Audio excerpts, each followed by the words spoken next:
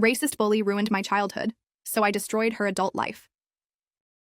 I, 28F, still carry the ache of what happened to me back in elementary school. I was just 6 years old when I met the girl who would ruin my confidence, crush my creativity, and make me hate the parts of myself I should have been proud of. Her name was Aya, or at least that's what I'll call her here. It's probably the nicest thing I'll ever do for her. She showed up to first grade like she was some kind of queen. Everyone loved her instantly. She had this confidence, this accent, and a story to tell. Born and raised in Ghana until she was 4, and now living in Texas with the rest of us. Me, that was cool. I'm Mexican. And until then, I had only known immigrants like myself. So I was genuinely curious. I asked her, all wide-eyed and innocent, what was it like living in Africa? She turned to me with this smug little grin and said, a lot better than Mexico. I remember just blinking. I didn't know what to say. Even at 6, something felt off. But I gave her the benefit of the doubt. We were kids. Maybe she was just trying to sound cool or wanted attention, but that wasn't it. That little jab turned into a pattern. She started making offhand remarks, always about me being Mexican, and always said with that same smirk. Still, I tried to be nice. I didn't want to believe she was targeting me. Then came 2nd grade. We were watching a cartoon in class about Martin Luther King Jr. There was a scene with peaceful protesters being arrested, and I remember feeling sad, like deeply sad, because even at 7 years old, I knew it wasn't right. So I said softly, that's not fair. That's when she turned and shouted across the classroom, a beaner like you would never understand. Right there. Loud enough for everyone to hear. For those who don't know, beaner is a racial slur used against Latin people, and being called that in the middle of class felt like someone had punched me in the gut. I looked at my teacher, hoping she'd say something, that she'd defend me. But she didn't. She just shrugged, went back to watching the video. Like it was nothing. I ran home in tears. My mom was furious. She told me that maybe Aya didn't know the word was a slur, that she was young, and maybe tomorrow she'd apologize. But she didn't. And that was just the beginning. After that day in 2nd grade, everything shifted. Aya knew she could say whatever she wanted and get away with it. From that point on, the slurs didn't stop. She'd call me a beaner, say I only ate beans, laugh, and tell people I must have swum across the Rio Grande. She'd call me a wetback, over and over again, and each time it chipped away at me a little more. I begged her to stop. I begged my teachers to help, but no one did anything. Ever. They all brushed it off like it was just some silly kid drama. Disagreements between classmates, they'd say. But it wasn't a disagreement.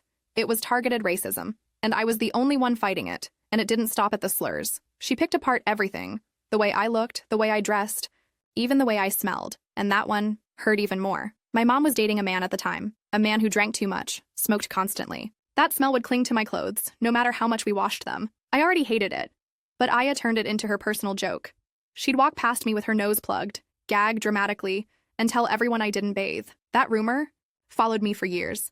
I was already struggling at home, already carrying so much. But at school, the one place that was supposed to be safe, I had to sit through it day after day while the teachers turned their backs. And then came the worst moment of all, the moment that made me realize Aya wasn't just mean, she was cruel. It was 5th grade. My grandfather had passed away. I was devastated.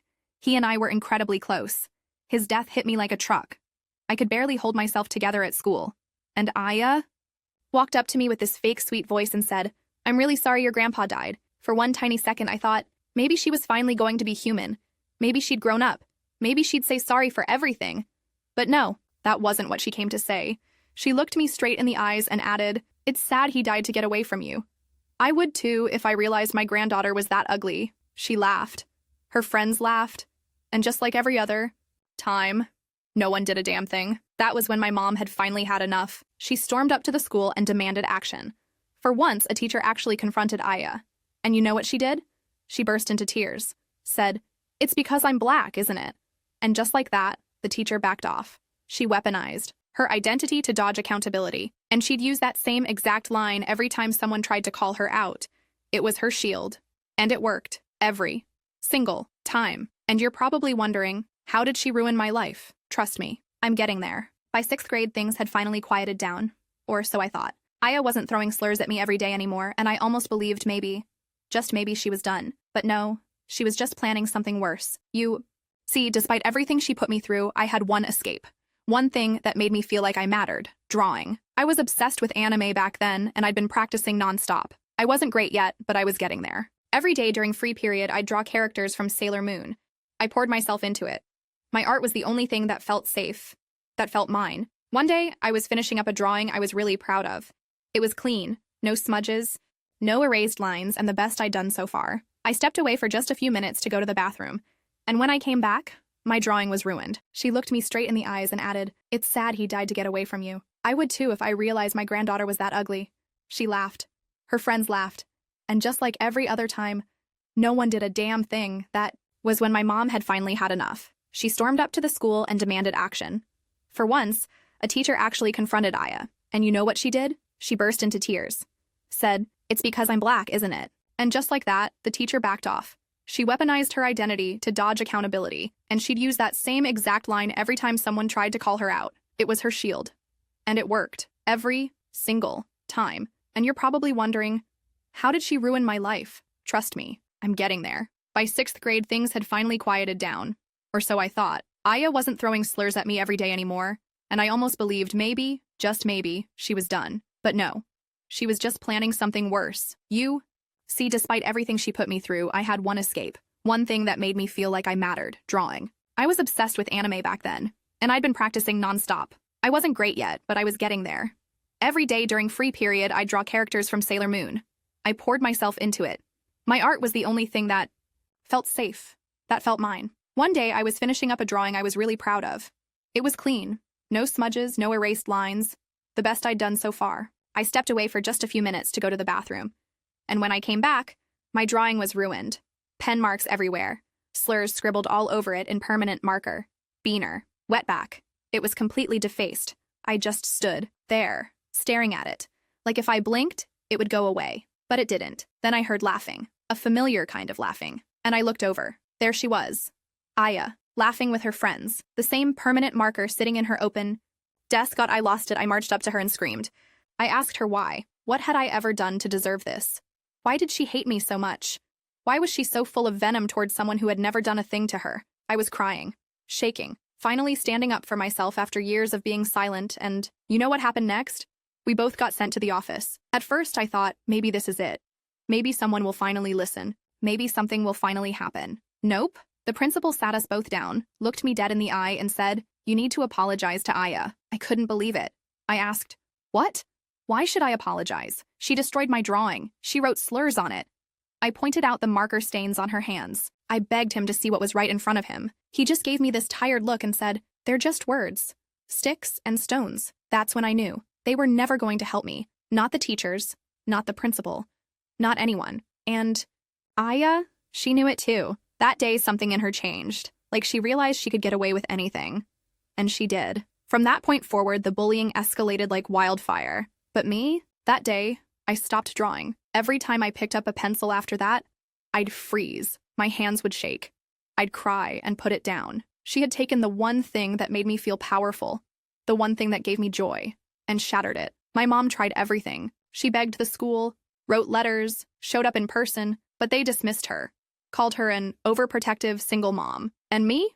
I changed. My mom later told me that she watched her bright, happy little girl slowly disappear, that I turned into someone closed off, angry, and full of pain. And she was right. I started to hate my own ethnicity. I hated the way I looked, the way my nose curved, the brownness of my skin, my native features. I started wishing I was white, anything to make it stop. Aya didn't just call me names, she made me hate myself. And the worst part, she got away with all of it. After 6th grade, something finally changed. Aya and I ended up going to different junior high schools. I should have felt relief. And in some ways I did. But escaping her didn't undo the years of damage she left behind. The slurs, the humiliation, the destruction of my art, all of it clung to me like smoke. I couldn't shake the self-hatred.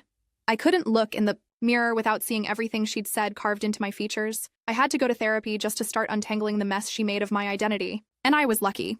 My family stood by me. My mom, especially. She never stopped fighting for me, even when the system refused to listen. My aunts, uncles, cousins, they rallied around me and reminded me of who I really was. And then my mom did something that truly changed everything. She sat me down and started telling me stories. Not bedtime stories, but our stories. Stories of our ancestors, how our family had fled Spain during the Texas Revolution, how we carried indigenous blood, strength, and culture. Eventually, I visited the tribe we descended from. That visit, it helped me start healing. I connected with something deeper, something pure. For the first time in years, I started to feel proud of where I came from. I wasn't broken. I was just buried under years of someone else's hate. School came. And weirdly enough, Aya and I ended up at the same one. I avoided her like the plague. We didn't speak. I didn't even look in her direction if I could help it. She had transformed, or at least that's how she wanted the world to see her. She was active in student government, loved by teachers, and, get this, a loud, proud advocate for racial equality. Every Black History Month, she'd stand on stage during school assemblies and preach about tolerance, unity, and embracing every race and religion. I'd sit in the back, watching her speak, trying not to roll my eyes so hard they got stuck. She talked like someone who had always stood for justice. Like she'd never spit slurs at a crying little girl or destroy a child's safe space with a permanent marker. It was laughable, and it would have been funny if it wasn't so disgusting. Still, I kept my mouth shut. I reminded myself, hi, school would end. She'd go her way. I'd go mine, and for a while, that was true. Years passed. I went to college, got therapy, got stronger. Eventually, I met the love of my life. We were planning our wedding, packing up to move into our first home together. And then, it happened. I got a notification on my phone, a message, from her, from Aya, and my stomach dropped. But this time, it wasn't fear I felt. It was anger. And something else, too. Opportunity. I stared at my phone screen for a long time. There it was. Aya's name. After all these years. But this time, I didn't feel small. I didn't feel like that scared little girl she used to bully. I was 28F, engaged, healing, and finally living life on my terms. And she? She was sending out invites to an elementary school reunion. Apparently, the old school building was being torn down. And Aya, of course, had taken it upon herself to organize a farewell barbecue. A nostalgic gathering. Say goodbye to the old girl, she called it. At first, I wanted to delete the message. That school was nothing but pain to me. Just driving past it over the years gave me anxiety. I didn't want to go anywhere near it, but then something sparked in me. This would be the last time anyone ever gathered around that cursed building. The last time anyone stood in its playground or took selfies by its walls. What if I didn't just say goodbye? What if I exposed the truth? Because here's the thing. It wasn't just me Aya bullied. She went after a girl from Delhi, tormented a Chinese student until he transferred schools, and made life hell for anyone who wasn't like her. But no one ever said anything. No one ever stood up to her. And now, here she was, playing the role of respected community leader. No, not this time. I had dinner with my mom that night and casually brought her up. My mom's face darkened immediately. I hated that little bitch, she said flatly. Then she looked at me and asked, do you remember all those notes I used to write to the school? I kept everything, and she meant everything. We went digging through old files, and sure enough, there it all was.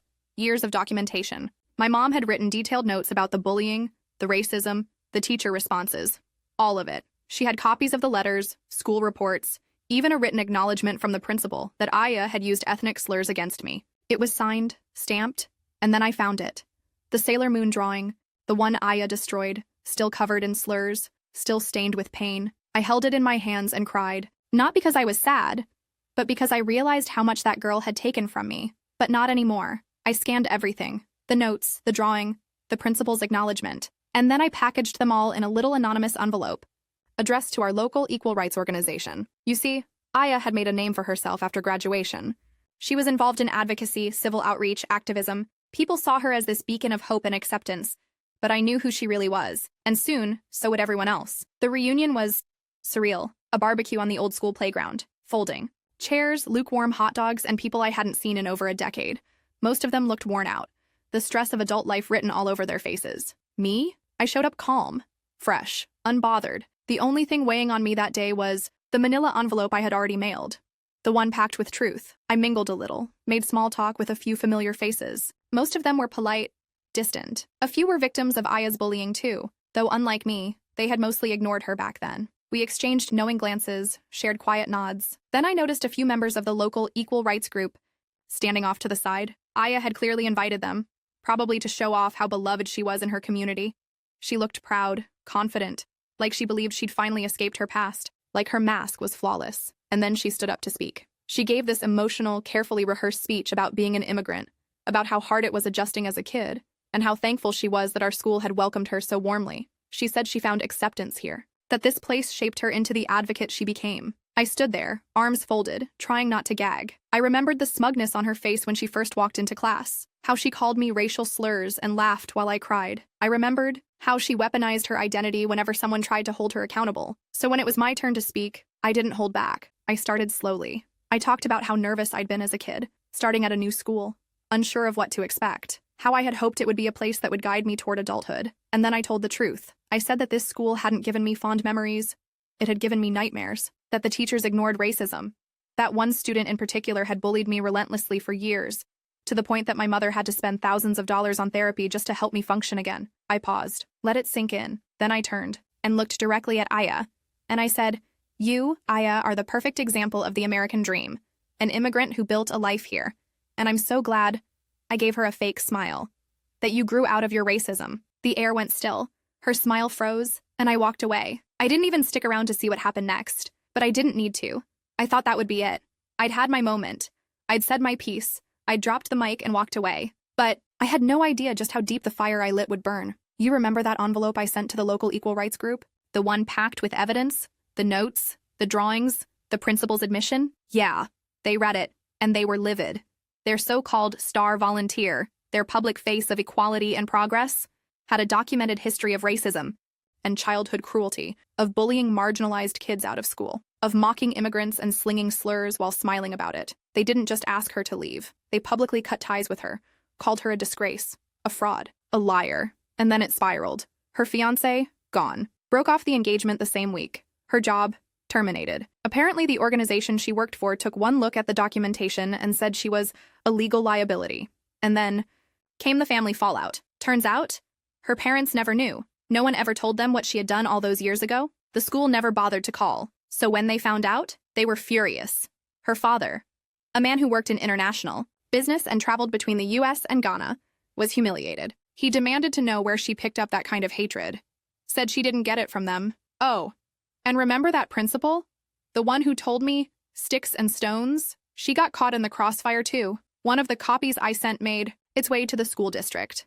The superintendent got involved. And when he read how the principal had acknowledged the slurs in writing, and then did nothing, she lost a special award she'd received for her long-standing contributions to student well-being. Apparently, enabling racism and ignoring harassment didn't look so good in the rear view. Eventually, I got an apology letter from the district.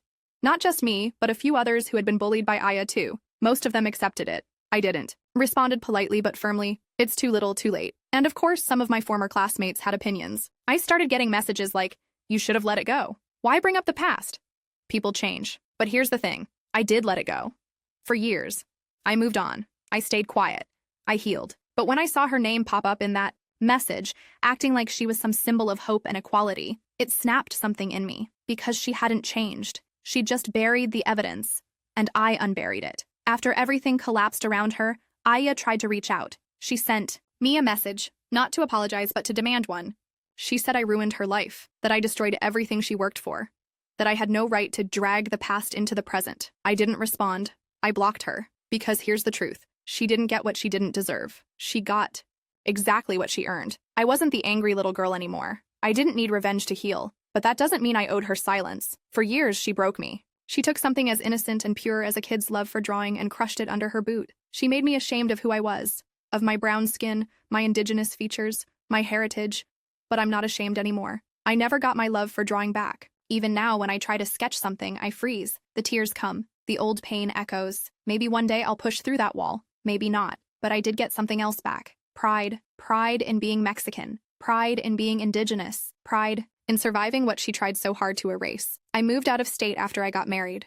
Built a quiet, happy life with someone who loves me for all the things I used to hate about myself. I'm in a better place now. Emotionally, mentally, spiritually. And if there's one thing I've learned, it's this. Racism doesn't always come in the form you expect. It's not always white hoods and slurs shouted from cars. Sometimes it's a kid in your classroom. Sometimes it's someone who looks like they understand your struggle, but deep down, they've got poison in their heart. I'm not saying all Black people are racist. God, no. I've met incredible, compassionate people of every race, people who do believe in true equality, but Aya wasn't one of them. She wore her pain like armor and used it to wound others, and no one ever told her to stop, until I did. I debated whether I'd ever share this story publicly. I didn't want to dredge up pain just for the sake of drama. But then I started seeing more stories. Attacks on Asian Americans, hate crimes, brushed aside, people asking, who gets to claim harm? And I realized, we're still not there yet. Not really. We're trying. And slowly, painfully, we're getting better. But only if we stop letting people like Aya pretend to be something they're not. Because healing doesn't come from pretending the past didn't happen. Sometimes, it comes from exposing it and setting the record straight. Sorry for the long story. I just really needed to get this off my chest. Please don't turn the comments into a debate about race or politics. That's not why I shared this. I just wanted to tell how I finally got closure. And yeah, revenge. Edit. Okay, I really wasn't trying to start anything with this post, but since some people are doubting it, which honestly I expected, let me clarify a few things.